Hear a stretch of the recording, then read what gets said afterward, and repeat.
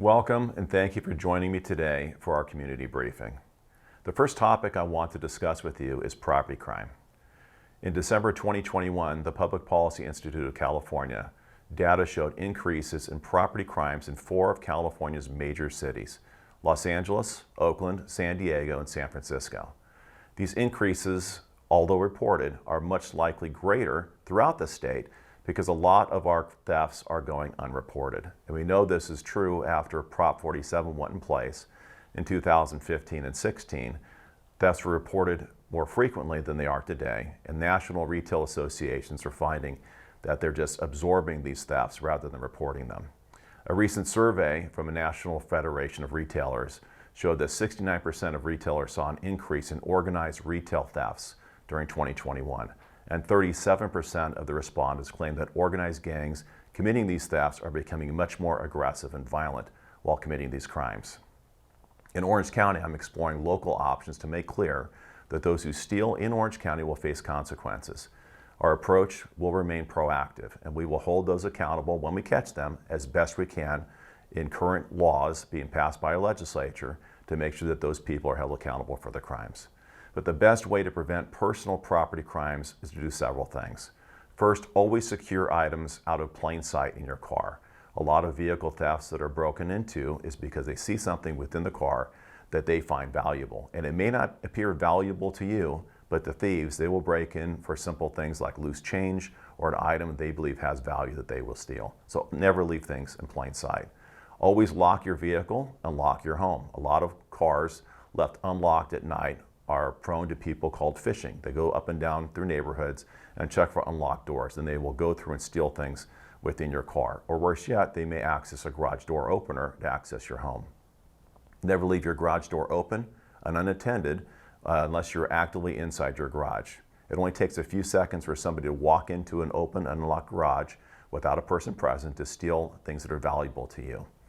For more information on how to keep you yourself safe, go to ocsheriff.gov under the heading Stay Safe OC for personal safety tips. The recommendations found there will significantly reduce the likelihood of you becoming a victim of property theft or to help keep yourself safe. The second issue I want to discuss with you is the ongoing issues we're facing with those experiencing homelessness and some of the social issues we're encountering, such as mental health issues and substance use disorder. The Sheriff's Department remains at the forefront of mitigating the impacts of homelessness in our community. This means proactively doing outreach and enforcement through our Behavioral Health Bureau. I currently have 40 deputies doing full-time Behavioral Health Bureau contacts with those in our community, and an additional number of deputies within our jails who are reaching out to those who are experiencing behavioral health problems while incarcerated. In 2021, we had 10,864 contacts or calls for service involving people experiencing homelessness. Referrals to our Be Well campus in Orange were 397. Those are 397 people taking to the Be Well campus for either behavioral health issues such as experiencing mental health crisis or those who are either intoxicated or under the influence of narcotics. And in 2017, just to keep you up to speed on our efforts on the Santa Ana riverbed, when we cleared out the Santa Ana riverbed, we cleared off thousands of people. To date, we have cleared 1,253 encampments, and of those individuals trying to gain access back onto the riverbed have housed 36 individuals. We want to help those who need it most and help protect our communities from encampments at the same time. One area of those experiencing homelessness that I've recently addressed or are going to address are those experiencing homelessness who are dying all on the streets. In 2021, 395 people who were homeless died while on our streets. That's up from 338 in 2020 and 217 in 2019. We know that 58% of the deaths were determined to be accidental, and 83% of those accidental deaths were the result of a drug-related overdose. We also know from the data that people experiencing homelessness have a higher rate of suicide and are victims of homicide when compared to the general public. These numbers we know anecdotally are true at their face. But what I have done is commissioned a homeless death review committee.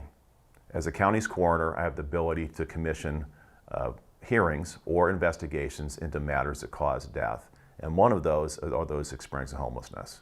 What we want to find through this committee is determine if there are contributing factors to these deaths and identify gaps in services if they exist, or if services are being adequately provided to this population, and if so, why aren't these people taking advantage of these services?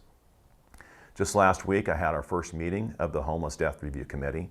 It is chaired by the Coroner Division and includes stakeholders from both within and outside local government. My hope is their recommendations will help us save lives and connect people to services that they desperately need and help prevent unnecessary deaths. One area that I consistently talk about is fentanyl. The drug epidemic is our nation's most significant long-term public health crisis and public safety crisis at the same time. Between April 2020 and April 2021, a total of 1,306 Americans lost their lives in a drug-related death. To put that in perspective, that is equivalent of 10 Boeing 737 jetliners crashing each week, every week for a year. The biggest component of that 100,306 deaths are synthetic opioids, specifically fentanyl. To put that in context, in 2013, of the drug-related deaths that occurred in our country, where there's a causal factor attributed to a substance, in 2013, only 4% were attributed to fentanyl. In 2018, that number rose to 40% attributed to fentanyl. And now recently, the numbers reported by CDC exceed 70% deaths related to opioids, most predominantly fentanyl. In Orange County, the total number of fentanyl deaths is rising. It was 37 in 2016 and incredibly rose to 693 this past year in 2021, with 62 of those cases still pending toxicology. The Sheriff's Department has multiple narcotics teams that work 24/7 to stop the flow of drugs into our communities. Fentanyl seizures continue to grow each year as a result. In 2021, Orange County Sheriff's Department investigators seized 104 pounds of pure fentanyl, which equates to 22 million lethal doses, and more than 16,000 clandestine-produced illicit pills that contain fentanyl. Just in the first 2 months of 2022, we have seized more than 205 pounds of suspected fentanyl and more than 143,000 clandestine-produced pills that contain fentanyl. Proactive outreach and education focused on prevention is very important. Recently, through our drug education program, Drug Use is Life Abuse, we introduced a new curriculum called Above the Influence.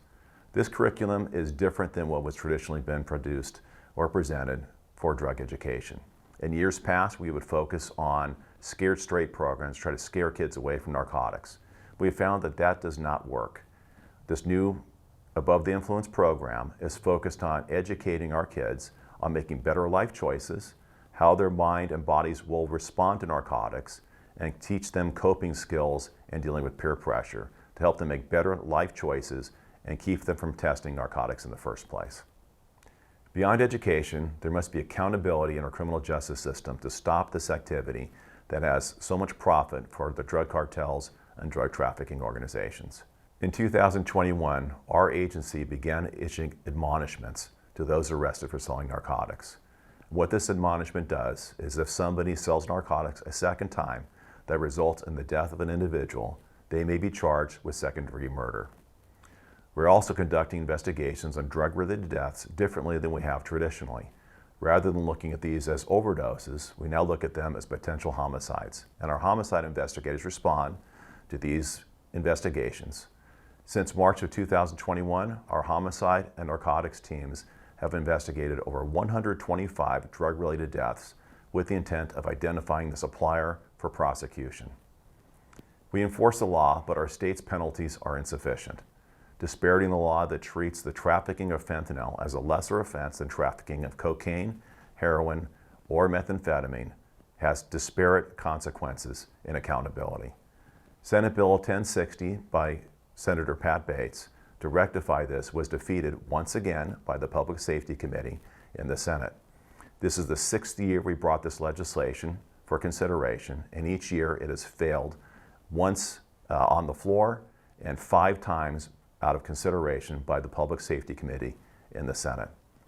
Assembly Bill 2246 by Assemblyman Cotty Petra-Norris has the same consequences, adding penalties for trafficking fentanyl, and that bill will be heard at some point in the Assembly.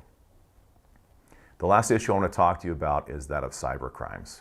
Cybercrime continues to threaten businesses and residents across our state. In California in 2021, there were 67,000 reported victims of cybercrime, with a total loss of $1.2 billion. The Sheriff's Department's Cybercrime Unit proactively works to solve these crimes and return funds back to victims. Our Orange County Intelligence Assessment Center, our local fusion center here in Orange County, that is a support system and investigative unit for counterterrorism and all crimes, all hazards, has created a cyber liaison officer training program. We have trained over 1,000 frontline deputies and peace officers, not only in Orange County, but in other states, that are trained to identify and intercede when cyber crimes occur. This is most important because it freezes monies that are being transferred from financial institutions and greatly enhances our ability to return those stolen funds back to victims. As a resident, you play a significant role in your own cyber safety. Most importantly, make sure you practice good email hygiene. And what that means is only opening emails from somebody you trust, and do not open an attachment unless you know it's safe. It is unfortunate that one area or one segment of our community that oftentimes is targeted are the elderly. Elder scams or senior citizens are targeted, and they easily fall prey to some of these scams. If you have someone in your family who is elderly, please pay specific attention to who's calling them, the mail they receive, and who is trying to lure them via the internet. They easily are subject to some of these scams, and for more information how to keep them safe, again, go to ocsheriff.gov, stay safe OC for more information. I'm proud to be working with Assemblyman Philip Chen on legislation that will help victims of cybercrime quickly recover stolen funds. Traditionally, when somebody's subject or victim of a cybercrime, their funds, if we're fortunate enough to freeze those monies in a financial institution, it's going to take months to get that money back. This new legislation, AB 2712, will provide necessary update in the law that reflects the new cyber threat and will allow victims of cyber crimes to get their money back much more effectively and much more efficiently and timely so that they have those funds necessary that they can live with. For more information, again, on how not to become a victim of scams or cyber crimes, visit ocsheriff.gov. The last area I want to cover with you today are the exciting things we have coming in 2022. We have construction on intake and mental health modules within our jails at the Intake Release Center that will provide better services to those entrusted to our care. We're completing the construction of the music jail in Irvine with an expected opening of mid-2023. This jail will have 2 new modules built into it. One will be for general housing and one will be for re-entry programming, those leaving our jail to best prepare them for success post-custody. We also continue with our body-worn camera deployment, and we have deployed to 75% of our department with an anticipation for full deployment by the end of June this year. I want to thank you for joining me today in our community briefing. I'm proud to serve you as your sheriff and look forward to working with you in keeping Orange County safe.